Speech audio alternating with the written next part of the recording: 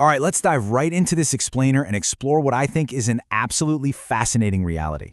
When we think about building wealth, we almost always picture math, right? We think of complex spreadsheets, intricate financial formulas, and stock charts. But what if the real secret to financial success isn't about numbers at all? What if it's actually about mastering your own mind? Today, we're unpacking the psychology of money. $8 million. I want you to imagine just for a second someone who passed away back in 2014 with this massive amount of savings sitting in the bank. Who exactly do you picture? Do you imagine a hotshot Wall Street banker, maybe a brilliant tech CEO, or perhaps someone who just got incredibly lucky and won the lottery? Well, prepare for a pretty jarring truth. That immense wealth actually belonged to Ronald Read, a simple janitor. He didn't inherit a single dime, and he absolutely didn't hit the jackpot. He just saved consistently throughout his entire life, quietly letting the magic of compounding do its thing over decades. It's really that simple. So, the crucial takeaway is captured perfectly right here by author Morgan Housel. He says, financial success is not a hard science. It's a soft skill, where how you behave is more important than what you know. You absolutely do not need a Harvard diploma to get rich. What you actually need is sound behavior and emotional control. So let's break down exactly how you can master this soft skill. Section 1. The fee of volatility. Paying the price. Okay, this is the first major psychological hurdle we all face. Imagine you're eyeing a nice new watch. You go to the store, and you really only have a choice between two things. You can either pay the price tag, or you can steal it and run. Now, obviously, you'd pull out your card and pay for it, right? You understand that the watch comes with a cost. Well, investing comes with a price tag too, but instead of dollars and cents, the fee is volatility. You literally cannot expect high stock market returns over the long haul without paying this emotional fee of watching your portfolio aggressively swing up and down. To put that into perspective, consider this staggering 80% drop.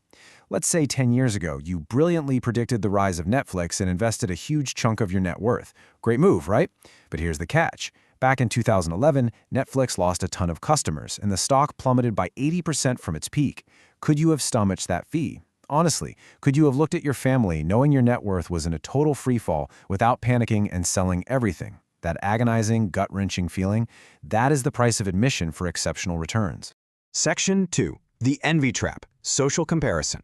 Capitalism is, well, it's an incredible engine for generating wealth, but it is equally good at generating envy. Let's say you're Bill, a highly specialized doctor making $500,000 a year. By literally any standard, you are rich. That is, until you buy a vacation home and realize your neighbor is Stan, a CEO pulling in $10 million a year.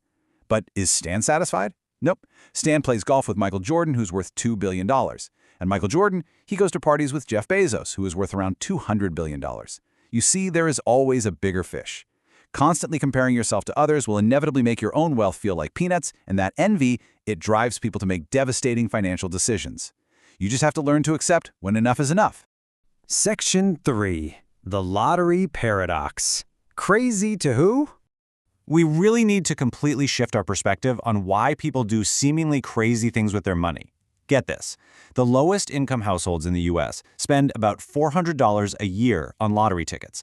Yet at the exact same time, over a third of Americans cannot afford a $400 emergency. At first glance, that looks totally crazy, doesn't it?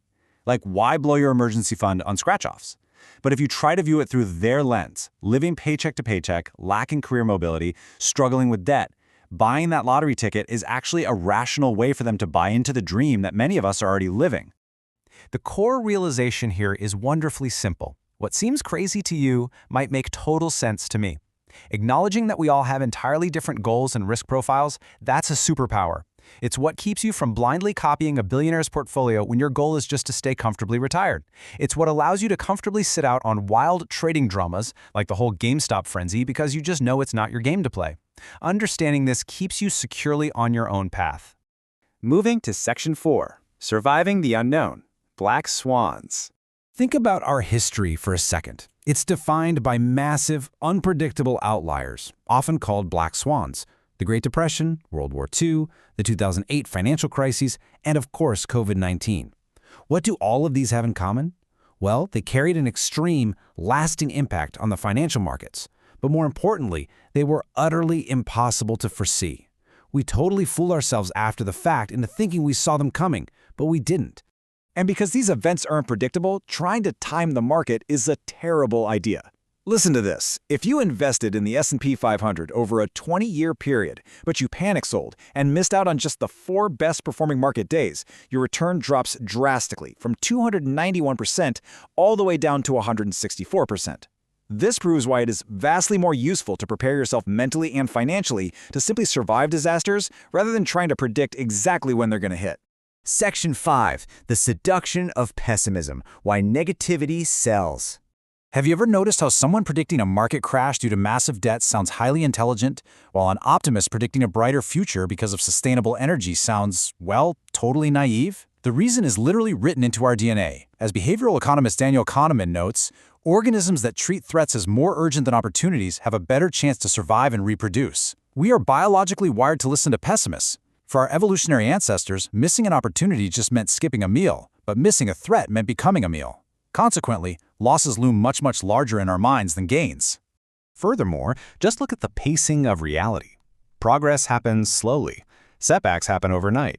Tragedies and market crashes occur quickly, and they make for incredibly intriguing, dramatic stories.